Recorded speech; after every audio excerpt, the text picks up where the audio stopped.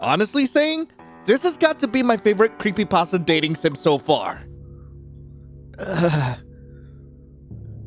With a severe headache, you wake up in an unfamiliar place. As you touch the bruise on the back of your head, it seems you were hit by something heavy before you lost consciousness. Also, like the text is moving so slow, I'm going to need to adjust that. A heavy iron chain tied around your feet. Someone has trapped you here. You try to remember what happened before you lost consciousness, but you can't recall anything. Let's investigate the surroundings first. Let's check out the wall.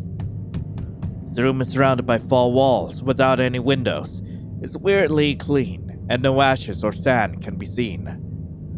Looks like a prison built by a germaphobe. Where do I investigate next? The cell phone. No signal. I might be in a remote place or underground. Where to investigate next? Mattress. There's a mattress on the floor. The mattress feels really hard to lie on. Where to investigate next? The meal. Near the door, there's a serving of spaghetti with tomato sauce and a bottle of water. Also, a round plastic fork that's completely harmless was thoughtfully attached. It's still warm. Feels like it was sent here not long ago. Where do I investigate next? The door. You peek through the keyhole, but you see nothing outside. I wonder where I am. Where do I investigate next? I think I'm done. Yeah, I'm done. What's the next move? Oh god, is this important? I don't know if it's important. I'm gonna make a save just in case. Yes please. Yes please. Can I not save? How do I save? Wait, how do I do this? Oh god. I yell for help. Nobody answers. Listen. You can't hear any sound other than your own breathing. The soundproofing in this room seems particularly good. Yeah, I'm gonna go sleep. I'm not gonna knock over my meal. It's my only food here. I'm gonna go sleep. Think again. Yes. You lay on the bed. You try to sleep under this condition. Maybe it's a fatigue caused by nervousness, but you still fall asleep. Hello? You open your eyes after hearing some noises. Oh, hey, odd stuff. A tall man wearing a mask is squatting on the ground and look at you with his head tilted. He remains silent, as if he's sizing up his prey. He points to the plate on the floor, like indicating that you should finish your meal quickly. Thinking that the strange man might have poisoned the meal, you shake your head in fear. Seeing you have no intention of eating, he looks quite distressed. You can't die. I didn't think that was voice acted this. I'm going to adjust that. You can't die. Thank you. I guess I appreciate it. Not now. Right. Okay, when can I die then? He slowly speaks with a deep and steady The voice. freezer is full. Got it. What does that mean? The freezer is full, and there's no space for more. 7 days. Got it. So I'm stuck in here with you for 7 days. He pauses and thinks. There won't be space until 7 days later. Got it. Why do you gotta whisper everything you say? If you die now, you'll rot. Okay, I get ya. What do you mean? So, I only have 7 days left to live. He nods and walks out the door. Wait, you can't just leave me here like this! Please! Your cries can't stop the door from closing. Let's investigate the surroundings first. The meal. It's a croissant! And a bottle of water. The door. You peek outside from the keyhole. You see the shadow of a man walking around. Seems to be busy with something. What is he doing? Let's check out the mattress. What? The meal again? Surely there's something to quiz on. Surely the quiz on has some secrets. God damn it, I gotta go to sleep then. Fine, I go to sleep. It's not that I want to. Please try to improve your survival rate within 7 days. How? Let's investigate and look around. The meal. Empty plate. The door. You check the keyhole. You seem to see something. You see that there's a vague figure at the end of the door. Observe quietly. You sense something wrong and realize what that is after narrowing your eyes. That is an artwork made out of a human body, not a human being. Hey, sexy. You hear the door open. You slowly push the door and there's no trace of the strange man. First you go into a room with a large freezer, sink and operating table. Then you open another heavy door. You find yourself in a room full of glass display jars. The jars are all filled with specimens made from human body parts. It's like you're in an art museum. Could it be that he wanted to freeze me as material for a specimen artwork? You're thinking about it. You're watching this scene. I'm going to admire it. You look around and admire his work with relish. You look at them for 15 minutes straight. Interesting. What? Hello? You hear a voice coming from the corner. It turns out the man has been watching you from a blind spot behind the glass cabinet. I like them. They're beautiful. The man goes silent with his head tilted for a couple of seconds. After hearing your comment, he seems to be thinking about something. Don't you consider it cruel or bloodthirsty to them? That's pretty cool, my dude. I mean, hey, you do you, I do me, and later on, if it's all good, we'll do each other. I mean, hey, how does that sound, huh? I mean, pretty good deal if you ask me. Nah, feel nothing at all. You're such a weirdo. You're saying that, but here you are with all these pieces. You think, aren't you talking about yourself? After you have a tour in his display room, he locks you back in the small room you were in. You go to sleep to end the day. Your survival rate increases. It's day 3. It's noon, you don't see breakfast or lunch being delivered. You're already starving. You are waiting for him to bring dinner, but what you get is not dinner. Instead, you hear the door open. A light shines through the crack of the half-open door, looking like an intriguing invitation. You open the door and walk into the light. You first arrive at the room with the operating table outside the door. But this time, the operating table is not empty. There's a defrosted human corpse on it. The man pops out of somewhere. He unties the iron chains from your feet and hands the surgical knife in his hand to you. First, where do you think the first cut should be? Ooh, his voice tone sounds cold, like the kind of teacher who gives students a hard question on purpose. Ooh, surgical knife conduit, stab the corpse. I'ma stab the corpse. Maybe beautiful work, so he's come with sacrifices. Without hesitation, you stab the abdomen of the corpse with a knife. But due to a lack of professionalism, the lines you cut are crooked and ugly. This is when he gets close behind your back and holds your hand. You're both holding the surgical knife, like you two were cutting a cake together. With his hand, the lines you cut become smooth and clean. Oh! Hi there? You smell an ocean perfume on him due to how close you are. It seems to be sprayed to cover up the smell of formalin. You can feel his warmth on your back, but his fingers are a little cold. He's focusing on cutting the corpse, and your hand keeps moving under his lead. He could have killed you or ignored you, but he didn't. You start to speculate on the purpose of his behavior. Could it be that he wants something... Could it be that he wants someone who can ignore the cruelty and process and understand him? You think. After the happy creative time ends, you're locked in the room you were in. You go to sleep to end the date. And with that, a corpse? Are you serious? You're not gonna let me bring back a souvenir from a little adventure, from a little arts and craft project there? Like, come on, my dude. You're right. I guess it's day 4. It's noon. It's noon. You don't see breakfast or lunch being delivered. You're already starving. You notice that something is shining in the corner. Oh, it's a key.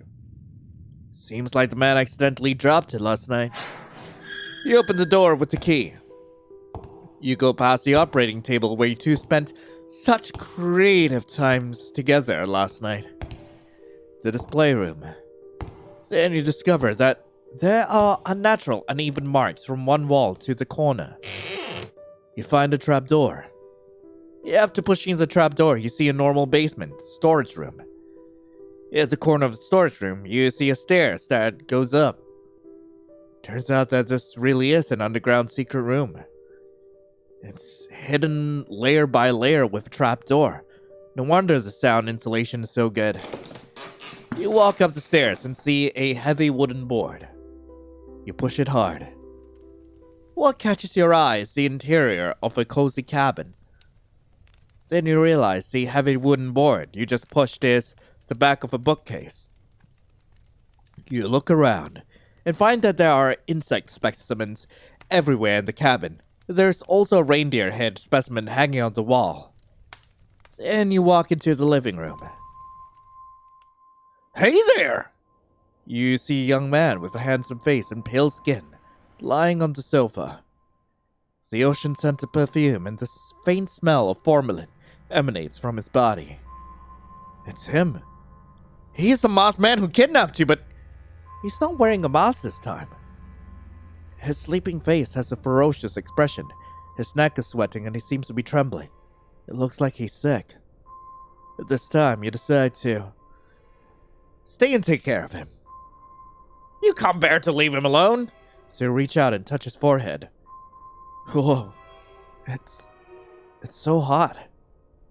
You try to find something that can cool him down. Let's investigate. Living room. The living room is spotlessly clean. Where do I investigate next?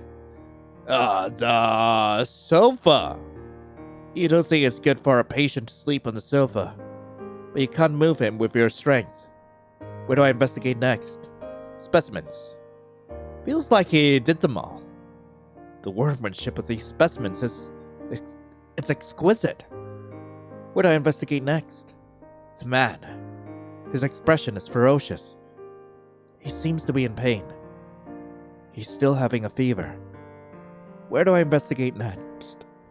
Let's check out the photo frame. There's a photo frame on the shelf. It's a photo of him standing at the entrance of the Judicial Mental Hospital with a man in a doctor's robe. Where do I investigate next? Shelf. Cocoa powder? There's a jar of cocoa powder and a cup on it. Let's make him a cup of cocoa. Where do I investigate next? I still want to check out the locked box. There's a box with a combination lock on the shelf. Ain't no way. Where do I investigate next? The bookcase. You find some of his profile files in the bookcase. Name: Helen Otis. Gender: male. Birthday: October 1st, 1980. So, 10/1/1980. I just gotta remember that. Where do I investigate next? Let's check out the lockbox again. Okay. 10980, enter. Oh, God, it's a 4-digit passcode, so 1098. Oh, God, I don't know what it is. 1891. Oh, God, I have no idea. I have no idea what the password is. I might find it eventually. God damn it. Legitimately, I'm not sure what the password is. I don't feel like brute forcing it, so let's end the investigation for now. Where do I investigate next? What? I said I'm done. I said I'm done. Yes. Okay, kitchen. The kitchen is spotlessly clean. The fridge. There's some ice cubes in it. These can cool down his body temperature. The cabinet. You find some clean towels in the kitchen cabinet. I can soak a towel in ice water and place it on the patient's forehead to cool him down. I guess that's it. I don't see any numbers around, so yeah, I'm done. Let's end the investigation. Yeah. You return to the living room. Wring out the excess water from a towel soaked in ice water and place it on his forehead. His ferocious expression gradually softened. You once again noticed his fair skin and long eyelashes, and his slightly curly black hair. If you didn't know he's a murderer, his sleeping face looks very harmless now. After a while. Hey there! He wakes up to the scent of your brewing cocoa and sits up on the couch. He looks a little shocked. He looks around quickly and seems to understand what is going on. Why are you doing this? I wanted to ask myself that too, but honestly, I know why I'm doing this. I want to smash the dangerous man! You saw me faint and didn't choose to run away. You're such a weirdo. I mean, that I am. That I am. Is there anyone weirder than you in this house? You can't help but bitch about him. You seem to see the corners of his mouth rising slightly for a few seconds, and the atmosphere between you relaxes. He doesn't drink the cocoa you brewed for him. It seems that he is still a little wary of you. Can you tell me who you are? Bloody Painter. That's the name they gave me for my modus operandi. If you find it difficult to pronounce, you can call me BP. Got it. Why don't I just call you, Beppy? Even though what he told you was just a nickname, at least you know what to call him now. After the brief conversation on the sofa, he does not lock you back in the underground secret room. Perhaps staying to take care of him when he felt ill was enough to prove that you won't run away. You get up from the sofa and continue to look at the specimen decorations in the living room. He sits on the sofa, crossing his legs, picks up a book, and starts reading. By the way, you better not try to escape. Why would I try to escape? I mean, have you looked at your side profile? It's great! There are traps all around the cabin, and only I know how to get in and out safely. So you're saying even if I tried to leave, I would have been screwed? That's great. That's great to know. You sit on the sofa. Soon a wave of sleepiness comes over you. Today, you fall asleep on the sofa in the living room, not in the cold, underground secret room. Your survival rate increases. Ooh, I have 2 more days to survive. You see him busy cleaning in and out of the house early in the morning. I'll come help too.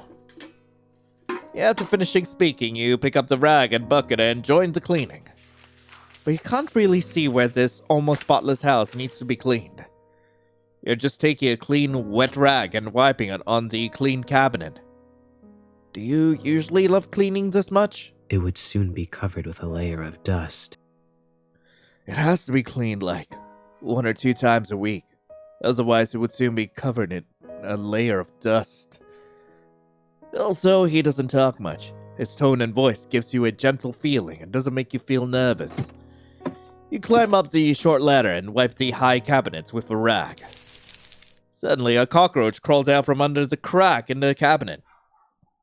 You are so frightened that you lose your balance and fall backwards. You close your eyes.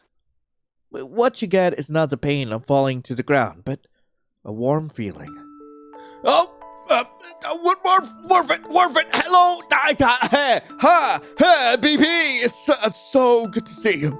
You open your eyes and find out that he's holding you like a princess. He catches you with the same bold, cold expression on his face. Are you all right? Perhaps to resolve the awkwardness, he asked. I'm alright. It was just a cockroach. Hearing the word cockroach, he puts you down. He takes 2 steps back from the cabinet you just wiped and then says calmly, Don't come near here yet. Why? It's dangerous. 'Cause I'm a cockroach? Okay. You can't help but chuckle at the thought of a murderer being afraid of cockroaches. Fine. Whatever you say. The interaction just now makes you feel a little warm from this cold murderer. At least you see more of his reactions and expressions.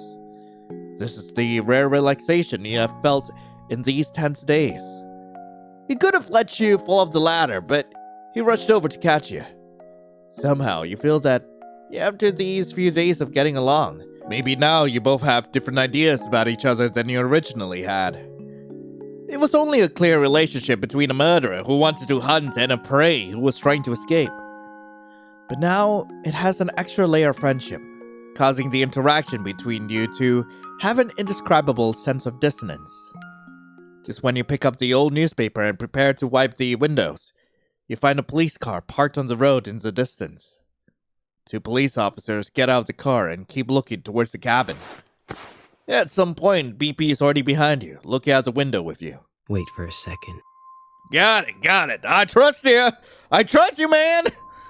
And then he walks out the door to talk to the police officers. Is there anything I can help you with? Are you Mr. Ortiz? Yes, I am. Have you ever seen these people around here? The police officer takes out some photos from his pocket. Have these people committed a crime and are running away? No. These people are the missing people around this area. I haven't seen them before, but wolves and bears often appear around here. Can we check out your cabin? Yes, come in. BP behaves very kindly and politely. After speaking, he leads the way for the police officers. Please, follow my footsteps. I placed some traps near the cabin to protect against wild wolves and bears. You don't want to step on them. I like this man! I really do! The police officers enter the house and see you. Hello, this is... An old friend who came to visit me recently. You greet the police officers with a smile and a nod. At the same time, a police officer quickly looks through the missing persons photos in his hand. Then he puts the photos back into his pocket. It seems that your disappearance has not been discovered by anyone yet. You stand next to the bookcase, blocking the entrance to the secret room. After searching around, the police find nothing unusual and leave. His trust in you increases. Today you still sleep on the couch in the living room instead of in the cold basement. Half asleep, you hear the sound of someone approaching. Oh, hey! Sexy anime man! When you notice it, the person seems to be very close to you. You pretend to be asleep, and the person just looks at your sleeping face quietly. The man stretches out his hand and takes it back, just as he is about to touch your hair. And I grab it and I kiss it! I kiss his hand! That's what I do! Okay? He turns around and leaves.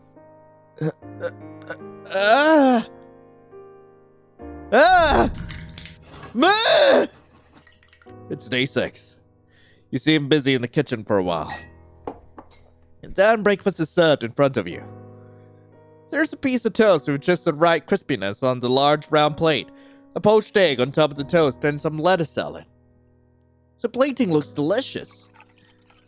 The drink is a cup of freshly brewed hot cocoa. The cutlery he gives you is still a round plastic fork with no offensive features. You sit at the dining table and start eating while he sits on the chair opposite you and flips through a book. It's still snowing outside, and listening to the squeaking sounds of the fireplace, the atmosphere in the cabin is particularly comfortable. As long as you ignore the fact that you are in the same room with the murderer who kidnapped you, everything's really relaxing. You look at him, who is full of mysteries, and some questions arise in your mind. And you decide to ask carefully. Can I ask you a question? What is it? Well, what books do you usually read? Usually, I would read some anatomy and taxidermy books, but today is different. Are you reading romance? What are you reading The today? Truman Show. That's a movie, not a... Is it a book? I have no idea. What's a book like? The whole world that the protagonist lives in, including himself, is all just someone's creation. Everything that happens is watched by the audience, and there is no privacy at all. You mean like what's going on right now? I mean, hi, very nice to see you out there. But he is completely unaware that he is in such a large theater. Very ridiculous, right? I can't imagine this to happen in reality, or to me.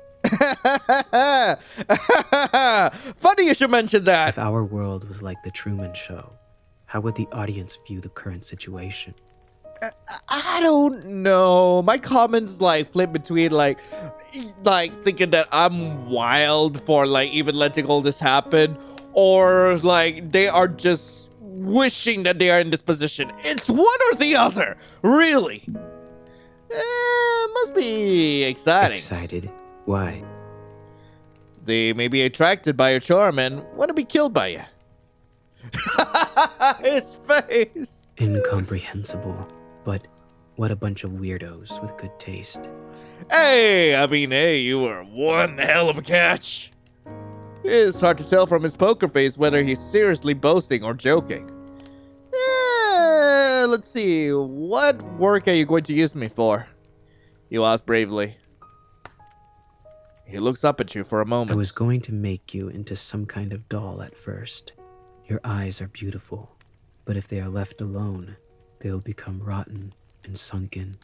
Okay. So I would like to dig your eyes out and put them in a glass jar and soak them in formalin to preserve them.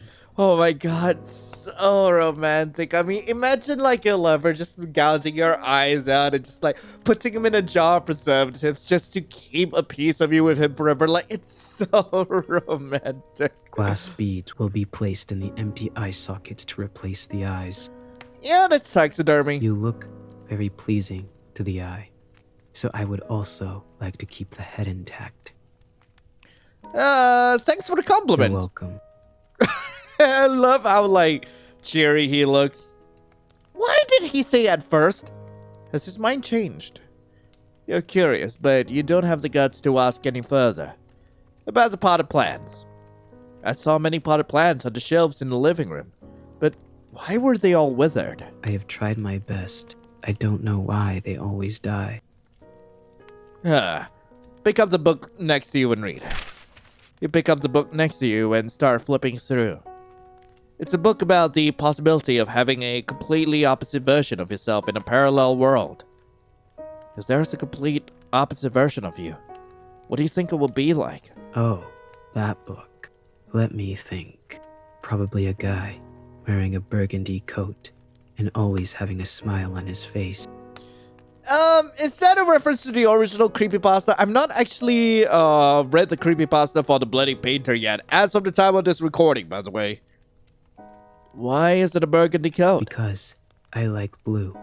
If he is the opposite of me, he should like red, right? True enough. Okay, end the conversation. Yeah, let's end the morning conversation. It's noon. Ooh. It's noon. To thank you for making breakfast for me today, let me make lunch in return. He frowns at you with an expression like, are you out of your mind? Don't worry, you said there are traps outside the house. Only you know how to get in and out normally. Even if I resist you with a knife, I can't escape. Okay, but I'll keep an eye on you. Don't try anything stupid. Great! But what if I reached out for you instead? What if the stupid thing I'm thinking about is you? Like, what if I want to do something really stupid with you?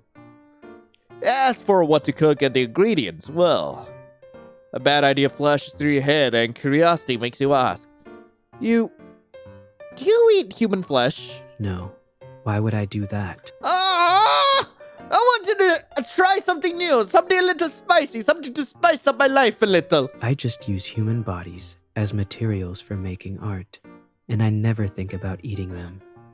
Okay, fair enough, fair enough. I thought you murderers all had some degree of cannibalism. Let's put it this way.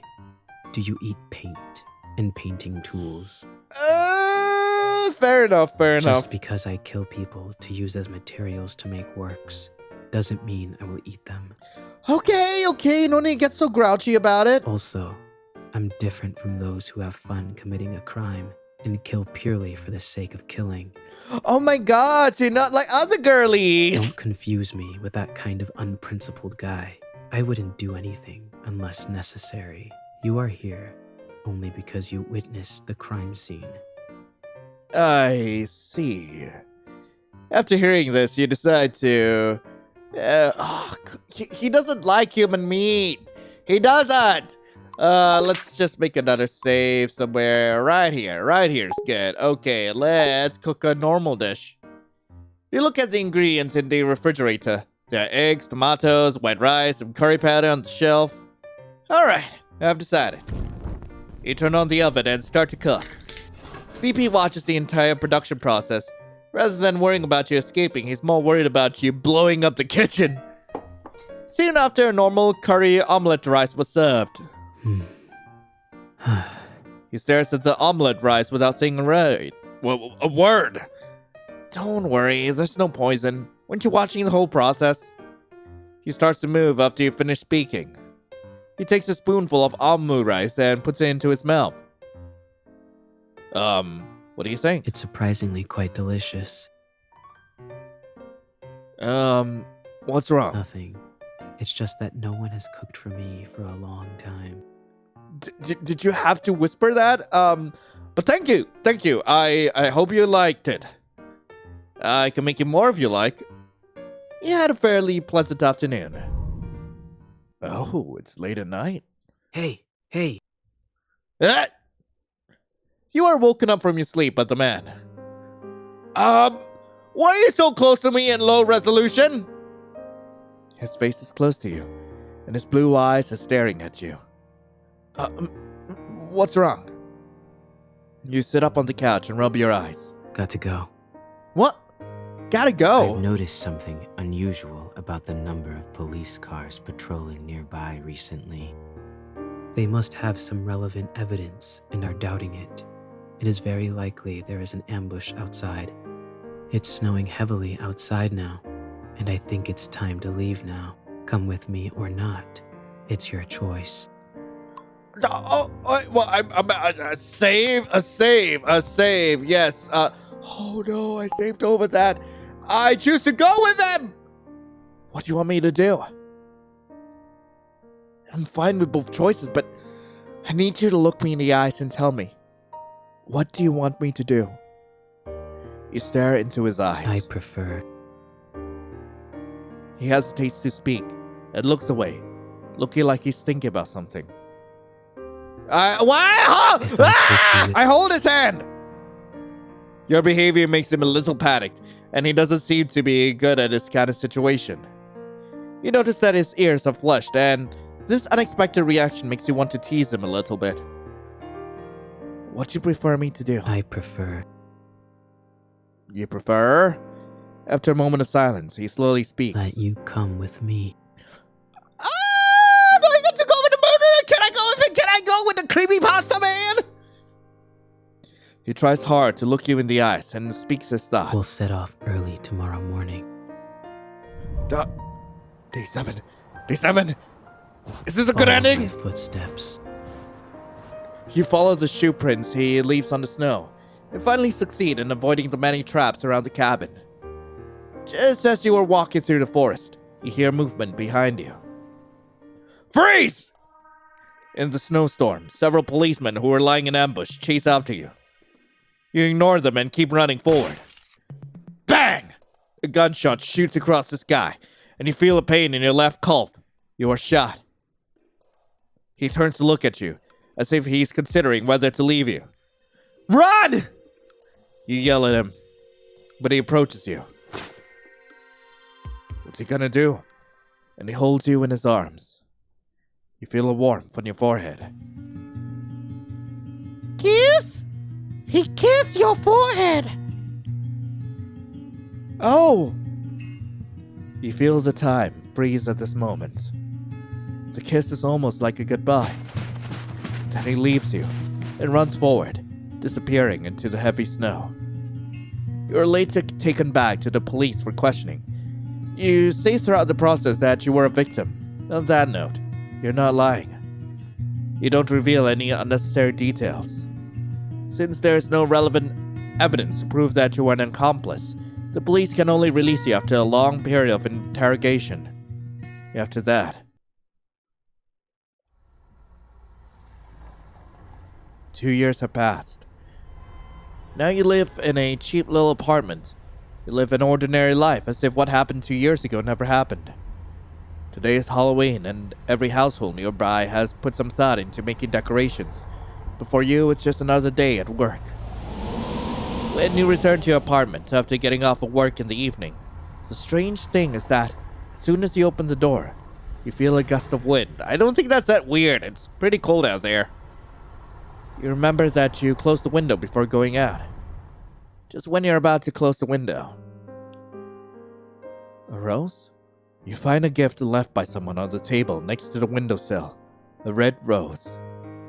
You don't know why, but you have a feeling that BP has been here. Every Halloween after that, you receive a rose at your residence. It's like a once-a-year greeting. Although he says nothing, the rose seems to tell you everything. Although you have certain similarities, you are two different people, from different worlds after all. Perhaps living your own life this way is the best outcome for the both of you. Good end 4, 2, different worlds. Okay, what if I do anything? If I take you with me, you might become a burden in the process. But if I don't take you, it will be even worse if you reveal my information to the police. He calmly analyzes the situation. So you might as well come with me. Okay, I guess that's what happens if I don't do Follow anything. my footsteps. You follow the shoe prints he leaves on the snow and finally succeed in avoiding the many traps around the cabin. Just as you are walking through the forest, you hear movement behind you. Freeze! In the snowstorm, several policemen who are lying in ambush chase after you. You ignore them and keep running forward. Bang! A gunshot shoots across the sky, and you feel pain in your left calf. You're shot. He turns to look at you as if he is considering whether to leave you. He approaches you, and he holds you in his arms. Then, you feel a pain in your back. What? The hand he is holding around you from behind has a sharp blade. He pierces your body with that sharp blade over and over again until you lose consciousness. Everything goes dark. Until just now, you realize that you chose to follow because he and I are the same kind. You wake up from the nightmare, and you are lying in a comfortable bed. You look around and find yourself in a cozy-looking room with specimens hanging on the walls. Hey? Are you all right? The man asks as he opens the door. I'm alright. 2 years after that. That night, 2 years ago, even after you were shot in the leg, the two of you continued to run forward in the snow. Fortunately, the wind and snow was strong enough to cover up your whereabouts, so you were not caught up. After that, you came to another remote, mountainous area and rented another cabin to settle there. I heard someone talk very frequently in her sleep. I was just having a nightmare.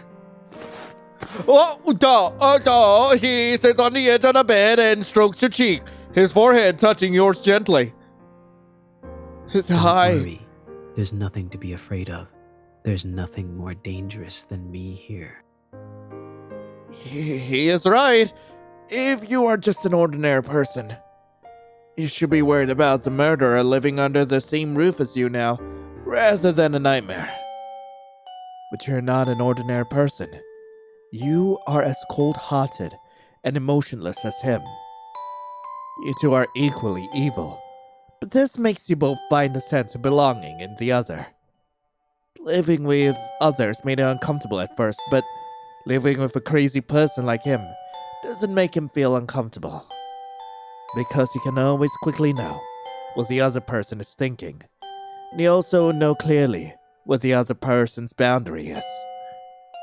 You live under the same roof, but you don't interfere with each other. He continues to commit crimes, and you sometimes participate with him.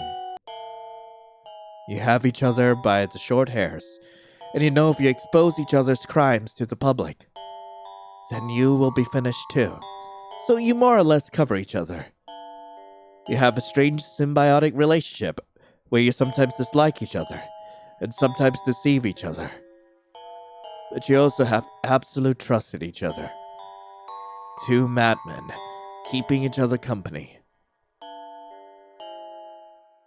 Good end for a 4. Madman's house. So what if I said I wanted to follow him because I wanted to follow him? You wake up from a nightmare, and you're lying in a comfortable bed. You look around and find yourself in a cozy-looking room with specimens hanging on the walls. Are you alright? The man asks as he opens the door. I'm alright. 2 years after that night, 2 years ago, even after you were shot in the leg, the two of you continued to run forward in the snow. Fortunately, the wind and snow were strong enough to cover up your whereabouts, so you were not caught. After that, you came to another remote mountainous area and rented another cabin to settle here. If you're fine, get up quickly. I will need your help in today's creation. Yes, teacher. Teacher! Bring me Wait. the bone saw. Okay. Iron in the blood will trigger a luminol reaction. Any area with bloodstains outside should be wiped with hydrogen peroxide at least 3 times. Wiping blood-stained areas with hydrogen peroxide reduces the luminescence, but when it's dark, it still glows obviously to the naked eye. So, try not to leave bloodstains anywhere other than the basement. Got it. Good girl. You're learning fast. He teaches you carefully, every step and every detail. You assist him in cleaning up crime scenes and assisting him in completing his creations. During the day, you pretend to be a good citizen under false identities. And at night, in a place where people can't see you, you create creations that are outraged by both humans and gods. The paranoia of art, the clean and neat killing methods, the cautious and intelligent thoughts, the neat and invisible crime scenes. You are obsessed with everything about him, and he is the person you long to follow. You long to become the second him under his leadership. He is a good mentor. Rather than pampering his disciple, he prefers to use guidance to let you learn freely. You have become a pawn that he is proud of. For him, you would do anything. Until an accident occurred while committing a crime, his legs were permanently injured and he could only walk with crutches since then. He is already at his 40s at this time, but you feel that the traces of time make his elegance even more charming. Hi? Just when you think that the bloody painter's evil deeds have come to an end. Take it. I have nothing left to teach you. Teacher, what do you mean by that? You seem to like this mask very much. I don't think I'll use it anymore, so I'll give it to you. What to do next is up to you. He gives his mask to you. You look at the mask in your hand and seem to understand the meaning of the teacher's words. You think to yourself that maybe your encounter with him years ago was just for that moment. I won't disappoint you. The legend continues. Okay. Good end for a 3. Master and disciple. Okay, so what if I chose to stay? I want to stay and I want to live a normal life. You think that this crazy journey should not go on anymore? Okay, I understand. Suddenly, his face slowly moves closer to you. Just when he's about to touch you. Is he gonna stab me? He takes a piece of cloth and covers your mouth and nose hard. After struggling hard for 2 to 3 minutes, your consciousness gradually becomes blurred. When you open your eyes, you're back in the basement again. You're tied to a chair, and you can't move your body. You try to break free, but you fail. The rope is tied very firmly. You hear someone's footsteps getting closer to the door. The door opens. He walks in slowly, holding something behind his back. He moves closer and closer to you, until he's at your ear. You can hear his breathing, and your own heartbeats. You close your eyes out of fear. You can feel that he's scratching your skin softly with the back of a knife. The cold metal stimulates your nerves. His palm is holding the back of your neck through his glove, as if he is studying your face and thinking about whether to cut it. Fear boils inside you, tears filling your eyes unconsciously. Suddenly, he fiercely holds out the back of your neck, forcing you to look at him into the eye. He slowly speaks with a soft tone in your ear. If you stay here, you might reveal my information to the police. The risk of keeping you alive is too high. But even if I say I want you to come with me, a normal person like you will leave me one day, eventually. Oh no! I quite like you, and if it's you, I would like to turn you into a work and put you somewhere I can see you every day. Okay! It's you who made me realize that I might be more selfish than I thought. Don't worry. I'll saw your head off as material for artwork and visit you every day. Right. Great plan! Thank you for spending these few days with me. I felt quite at ease. We'll have more time to spend together in the future. I think I died. The red flower flows from the neck.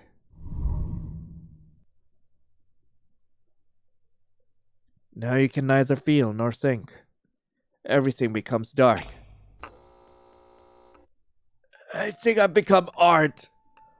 I have become art. Your body and your skull are separated.